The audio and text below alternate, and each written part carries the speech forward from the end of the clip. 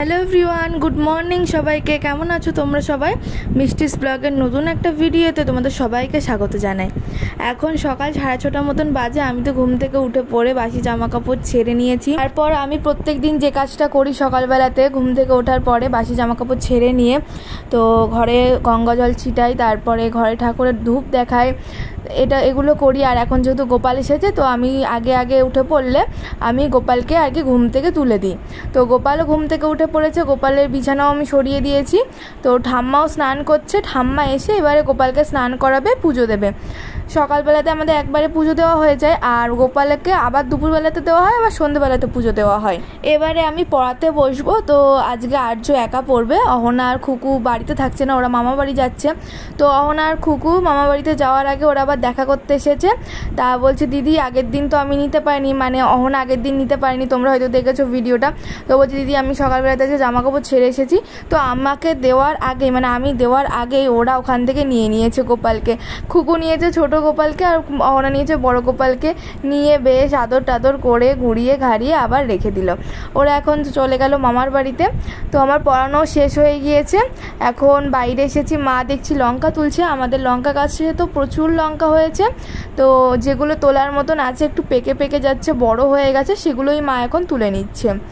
মা ওদিকে লঙ্কা তুলছে, আর এদিকে দেখো আমাদের বাড়িতে একটা কুমড়ো গাছ হয়েছে। এটা কিন্তু আমরা লাগাইনি, হঠাৎই দেখছি হয়েছে। তো তারপর থেকে দেখছি আস্তে আস্তে বড় হচ্ছে। এই দিকটাতে মা একটা দড়ি বেঁধে দিয়েছে, তো কুমড়ো গাছটা ভালো লতিয়ে লতিয়ে বড় হতে পারে। আর ওই দিকটাতে আছে আরেকটা সাইডে আছে একটা কুঞ্চি দিয়ে দিয়েছে। কুমড়ো গাছটাতে প্রচুর ফুল এসেছে, সেটাই আমি তোমাদেরকে দেখাচ্ছি যে কুমড়ো গাছে কত ফুল এসেছে। এই যে এইটা ঠিক এরকম ইট খোয়ার মধ্যে দিয়ে গাছটা হয়েছে। গাছটা খুব সুন্দরও হয়েছে, দেখো অনেকটাই বেশ বড় হয়েছে। মা এখানে একটা কুঞ্চি দিয়ে দিয়েছে যাতে গাছটা একেবারে ছাদের উপরে উঠে যেতে পারে। এখন ওই 8:15 মতন বাজে। তো এখন দেখছি বাইরের দিকটা খুব হাওয়া হচ্ছে, বাইরে দাঁড়িয়ে থাকতে ভালো লাগছে। রোদ প্রচুর উঠলেও না রোদটা গায়ে লাগছে না। এর লঙ্কা তোলা হয়ে গেছে, রান্নাটা যেই বসাতে যাব হুট করে ঘরে ঢুকলাম। ঘরে ঢুকে দেখি দাদু পুরো বিছানাটা গুছিয়েছে, মানে আমি বালিশের কভারগুলো চেঞ্জ করেছিলাম আর দাদু হচ্ছে মানে আমি আর দাদু মিলেই করেছিলাম চেঞ্জ। তারপরে দাদু দেখি বিছানার চাদরটাও পেতে দিয়েছে, এত সুন্দর করে পেতেছে না কি বলবো, আমিও এত ভালো করে পাততে পারি না। তারপরে এই জায়গাটাতে চোখ গেলে এই জায়গাটাতে প্রচুর এলোমেলো হয়ে থাকে, মানে এত এলোমেলো হয়ে থাকে মানে দেখানোর মতন থাকে না। তো দাদু দেখি ওগুলো গুছিয়েছে, আমি তো মাকে ডাকছি মা তুমি শিগগিরই আসো, দেখো দাদু কত সুন্দর করে গুছিয়েছে।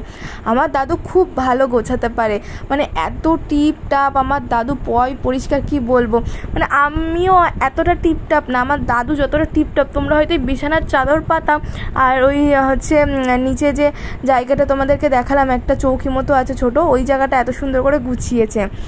তো এবারে আমি চলে এসেছি রান্নাঘরে। আজকে বানাবো মিক্সড ভেজ, যেহেতু নিরামিষ করব। আমার ঠাম্মা নিরামিষ খাই, সেই জন্য তো আমাদের বাড়িতে এখন নিরামিষ আমিষ দুটোই হচ্ছে। সকালের খাবারটা বেশিরভাগ নিরামিষ করেই করা হচ্ছে। তো আগে আমি পনিরটা লবণ দিয়ে গরম জলে ভাপ দিয়ে নিয়েছি, তারপরে আমি পনিরটা হালকা করে ভেজে নিয়েছি, ওই জাস্ট 2 মিনিট মতো ভেজে নিয়েছি।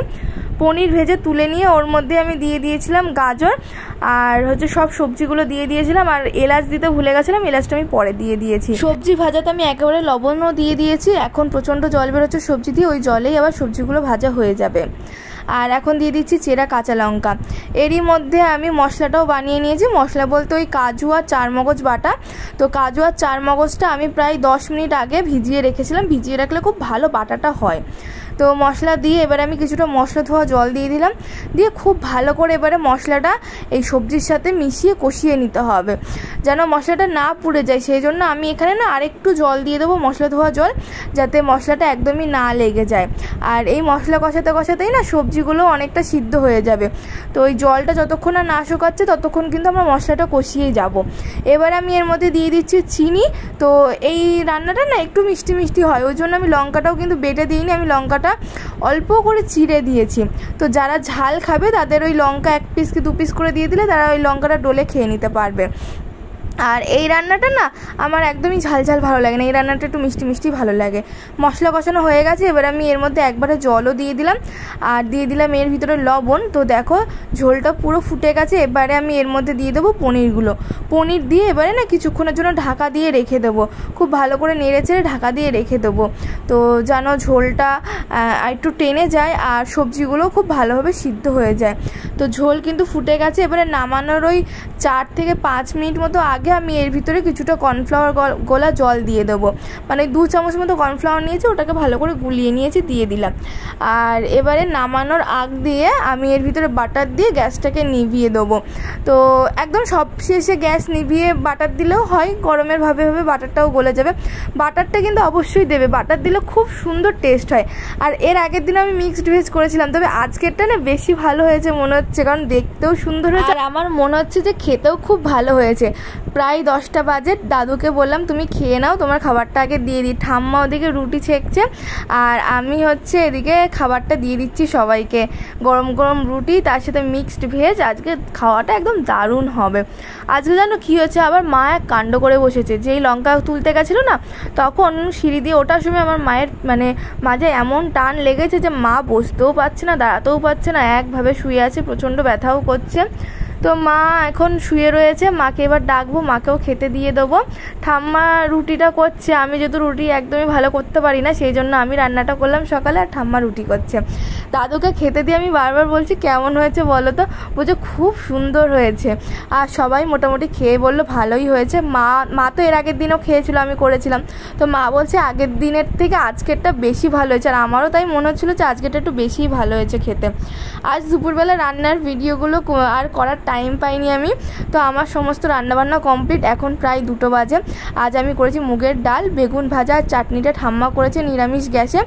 আর আমি করেছি আজকে মাংস, একদম সিম্পল মাংস করেছি, মানে হাবিজাবি কোনো মশলাপাতি কিচ্ছু দিইনি, একদম সিম্পল করেছি আজকে মাংস রান্নাটা।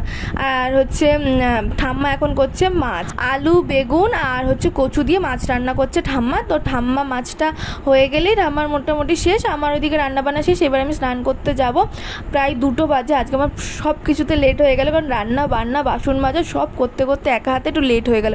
ঠাম্মা ছিল বলে তো ওই গ্যাসটাতে একটু কিছু করেছে। হ্যাঁ, পাঁপড়ও কিন্তু ভেজেছে চাটনির সাথে। আজ আবার বাড়িতে আমার পাপার পিসি আসবে, পিসেমশাই আসবে, সেই জন্য এত আর কি রান্না বান্না, নাহলে মায়ের শরীর খারাপ ছিল এত কিছু করতামই না। এখন সন্ধ্যে 7টা মতন বাজে, আমি ঘুম থেকে উঠলাম, ঘুমিয়েছিলাম 5টার সময়, প্রচণ্ড ক্লান্ত লাগছিল আজকে আমার। তো এখন আমি সন্ধ্যেবেলাতে একটু স্প্রাইট খাচ্ছি, এটা বেশ খেতে ভালোই লাগছে, ঠান্ডা ঠান্ডা। আর ঘুম থেকে উঠে দেখি সবাই ছাদে রয়েছে, কারণ ছাদে প্রচণ্ড হাওয়া হয় এই সময়টাতে। আর এই কয়েকদিন ওয়েদারটা একটু ভালো, সন্ধ্যের দিকে হাওয়া হচ্ছে প্রচণ্ড। আর আমার বাবার পিসি এই সব হচ্ছে জিনিসপত্রগুলো নিয়ে এসেছে। এখানে রয়েছে ঘ্যাটকোল, কচুর লতি, কচু, এই সমস্ত নিয়ে এসেছে। ঘ্যাটকোল তো আমার ভীষণ প্রিয়, তো এত এনেছে, আমরা তো একা এত খেয়েই শেষ করতে পারবো না। তো মা এখন এইগুলো রাতের বেলা কেটে নিচ্ছে, কালকে রান্না হবে। তো চলো আজকের ব্লগটা এখানে শেষ করছি। ভালো লাগলে অবশ্যই লাইক কমেন্ট আর শেয়ার করে দিও, আর যারা নতুন আছে তারা আমার চ্যানেলটা সাবস্ক্রাইব করে দিও। আবার দেখা হবে খুব তাড়াতাড়ি।